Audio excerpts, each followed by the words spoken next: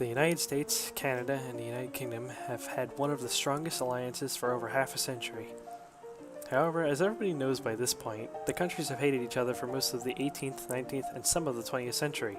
But one thing that is not very well known is that the three disliked and somewhat hated each other for almost half of the 20th century.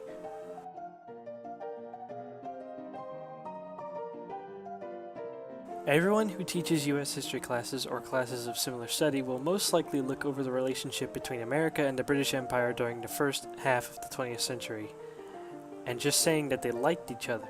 Everyone wants to believe that the United States, Canada, and the British Empire loved each other after World War I ended, but this is far from the truth.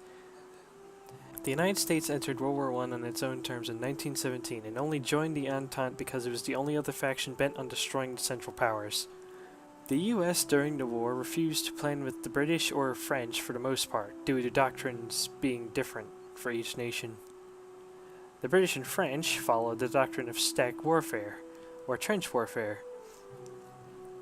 The Americans followed the doctrine of mobile warfare and would do anything to accomplish that. This of course came to blows between the American and Entente generals about the United States' involvement in the war, and when the Treaty of Versailles came along, the only thing Woodrow Wilson could really do was propose the idea of the League of Nations, and even then, Congress said that the United States could not join it for some ridiculous reason. A few years after the war ended, the US demanded that the British Empire pay its £9 billion in debt to the United States.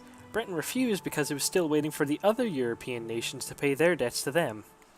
The media of both nations painted the other as greedy, selfish, or malevolent, and this was at a time where newspapers were one of the few ways you could get information out fast.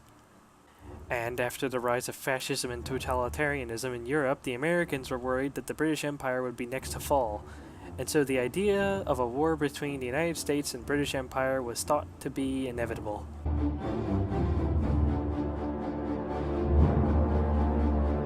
War Plan Red was devised in 1927 and approved in 1931 and updated all the way up to 1935. Its main focus was that the United States would be at war with the British Empire and all of her dominions, so the US generals planned accordingly. The first and probably most important part of the plan was preparation.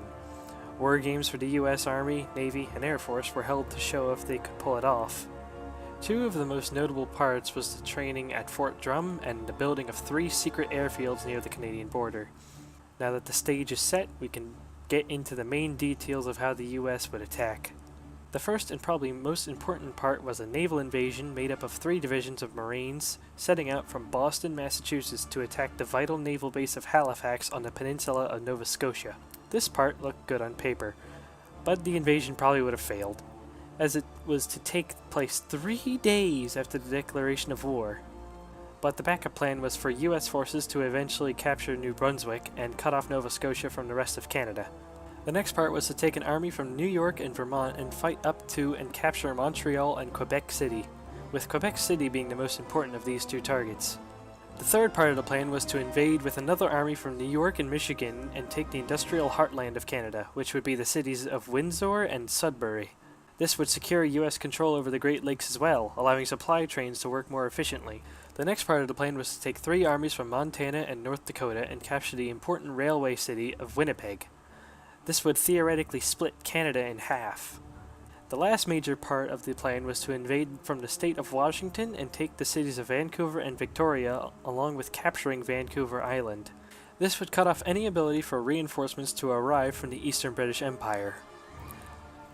The last part of the plan was for the US naval forces and Marines to invade the British colonial lands and islands held in the Caribbean Sea, including Bermuda. This part of the plan was just about as difficult as the naval invasion of Halifax, but on a much larger scale. It was projected by the US war planners that it would take 6 months to overwhelm Canada and possibly all of the British colonial lands in the Caribbean Sea. The darkest part about this plan, and one of the most controversial, is that if it was illegal, the United States Army was allowed to use poison gas to attack cities and heavily fortified areas. This plan was outright madness and well thought out, but the casualties would be heavy for the Canadian side, with less to an equal amount for the US side.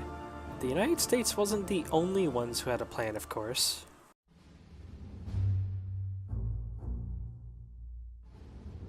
As soon as the Canadians learned that America had a war plan to attack them, they decided to make their own plan.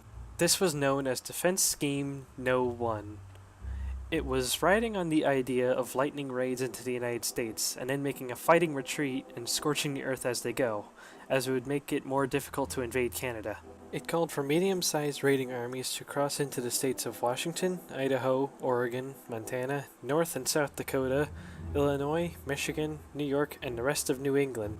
If they could, they would push all the way up to New York City and overrun Long Island. Of course they knew they couldn't hold on to these gains. It was just so they could destroy US staging bases and hopefully disrupt any supply trains making their way towards the staging bases. It was also to buy more time for the rest of the Empire to bring in more forces to help. Help, however, wasn't coming.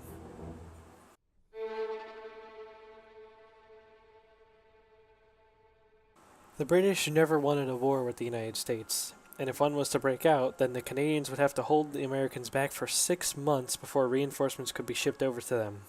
The Americans theorized that if they couldn't capitulate Canada in 6 months, they would have to fight a combined army of 3.5 million men against their army of around the same size, and it would turn into a bloody stalemate just like World War I.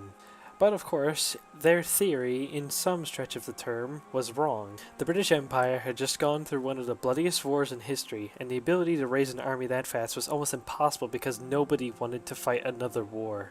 If there was a war, the best the British could do was send their navy to blockade the east coast of the United States and sometimes shell the coast. The most important part of this naval primary plan was that Halifax, Bermuda, and the Caribbean islands stay under control of the British, as to make resupply and repairs easier. For a very long time, the British Empire had the largest navy in the world. However, during a war game held in the 1930s, the idea of Rule Britannia was put to the test. The opponent was the US Navy against the Royal Navy. The outcome was a draw. Neither navy could best the other, and with the United States' industrial capacity, it was deemed that over time the British would not be able to keep any control of the northwestern hemisphere, and, in a worst-case scenario, the US Navy would blockade the British Isles and starve its population to the point where surrender was the only option available. This means that the United States would ultimately win the war, but at an insurmountable cost of death and suffering.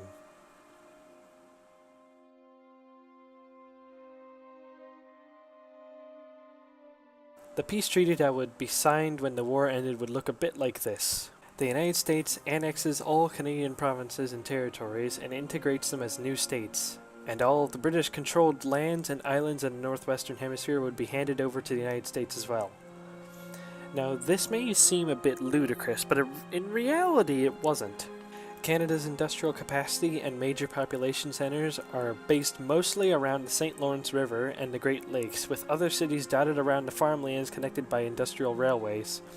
So it wasn't impossible for the United States to annex all of Canada. As for the lands and islands in the Caribbean, it wasn't impossible for the US to annex them either.